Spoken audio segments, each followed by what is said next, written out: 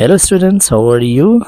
Today we are going to read exercise number 1.2, which is speaking. Okay, this is class 6 English. So and this exercise is on page number 11 of your textbook.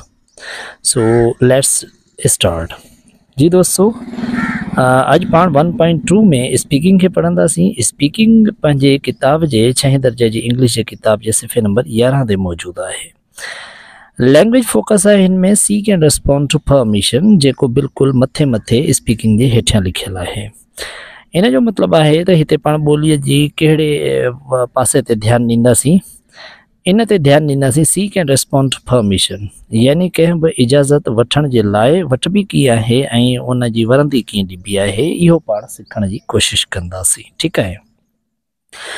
हाणे उन में हीअ जेके मथे मथे 3 लाइनूं लिखियूं पियूं आहिनि, इन्हनि जो मतिलबु आहे त तव्हां पेयर में कमु करियो। असल में हिन जे हेठियां जेका आहे सा पंहिंजो स्पीकिंग आहे। 2 नंढड़ियूं छोकिरियूं आहिनि, अमीना ऐं सादिया, उन्हनि जी ॻाल्हि ॿोल आहे। ठीकु आहे। सो इहा इन्हनि जा ॿ टे डायलॉग्स आहिनि मुख़्तसर, ऐं जंहिंमें जेको आहे सो seek and respond to permission जी प्रैक्टिस हूंदी। हाणे ई मथे जेको आहे सो इहो चयो वियो आहे त तव्हां मां हिकिड़ी अमीना थिए, ॿी सादिया, ऐं डायलॉग्स यादि करे पोइ तव्हां हिन जी प्रैक्टिस करियो ऐं वरी पंहिंजा रोल जेके आहिनि से मटायो। हिकिड़ी आमना ॿी सादिया थिए, ॿीहर वरी ॿी सादिया ऐं हिकिड़ी अमीना थिए। ठीकु आहे। सो हाणे अचो त पाण हिन जी रीडिंग पंहिंजो स्पीकिंग करियूं था। मीनिंग समेत तव्हांखे ॿुधाईंदासीं। Amina, look at me, see how fast I can run on the main road. मुझे ॾिस त आऊं केॾो न तेज़ थी डोड़े सघां मेन रोड ते। Sadia, you must not run on the main road, it's against the law. तोखे हरगिज़ भी मेन रोड ते न डोड़ण घुरिजे, इहो कानून जे ख़िलाफ़ आहे। हाणे इन्हनि 2 डायलॉग्स ते तव्हां जेकॾहिं ॾिसो त तव्हांखे ख़बर पवंदी त उनखे रोकियो थो वञे। ठीकु आहे न। You must not run on the main road, यानी हरगिज़ बि तोखे मेन रोड ते ईअं न डोड़णु घुरिजे, इट्स अगेंस्ट द लॉ। इहो जेको आहे सो हिकु तरह जो रेस्पॉन्ड आहे उनखे। ठीकु आहे। इहो कानून जे ख़िलाफ़ आहे। वरी आमिना उन खां पुछे थी, हाउ अबाउट वॉकिंग, मीन्स इहा परमिशन जी सीकिंग पई करे। हाउ अबाउट वॉकिंग, भला हली सघां थी, हलण जे बारे में छा ख़्यालु आहे। सादिया, यू मस्ट नॉट, इहा वरंदी थी ॾिए, न न हरगिज़ बि न। You must walk on the side where you can see the traffic coming, तोखे लाज़मी तौर ते पासे खां रोड जे खां हलणु घुरिजे, जितां खां तूं गाॾियुनि खे सवारियुनि खे ईंदे वेंदे ॾिसी सघीं।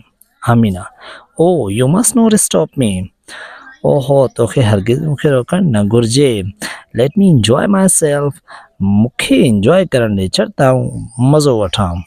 Sadia, you must follow these rules for your safety, तोखे इन्हनि कानूननि ते अमल पंहिंजी हिफ़ाज़त जे लाइ करणु घुरिजे। अमीना, यस आई नो, हा बिल्कुलु आऊं सम्झां थी। I must obey the rules, मूंखे लाज़मी तौर ते कानूननि ते अमल करिणो आहे। थैंक यू सादिया, सादिया तुंहिंजी महिरबानी। त दोस्तों हीअ मुख़्तसर गुफ्तगू हुई हिननि ॿारड़ियुनि जी, जंहिंजे बारे में तव्हां seek and respond to permission जी जेको आहे सो प्रैक्टिस करियो था।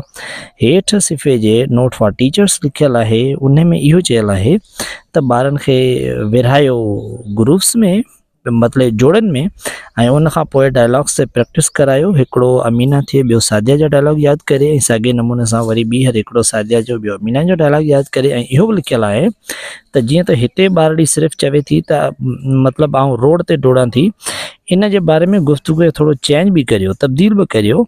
तव्हां उन जे बदिरां इहो बि लिखियो त see how fast I can run on the main road, इन जे बजाए तव्हां लिखो त walk alone in the dark, मतलब ॾिस त मां ऊंदाहीअ में कीअं थी हली सघां, या walk on a train track ETC, या त तव्हां आऊं जेको आहे सो रेल जी पटड़ीअ ते ॾिस त कीअं थी हली सघां।